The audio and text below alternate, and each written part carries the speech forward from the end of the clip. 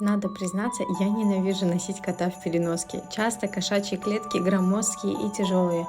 В этот раз я решила понести Цезаря в сумке, и, как видите, вначале все было хорошо. Он так любопытно разглядывался вокруг, но резкие звуки его пугают, все-таки он домашний кот. После вакцинации на обратном пути мои руки уже отваливались от усталости. Кажется, было бы лучше заказать кошачий слинг или кенгуру, ну или делегировать ношение тяжести кому-нибудь другому. А вы как считаете?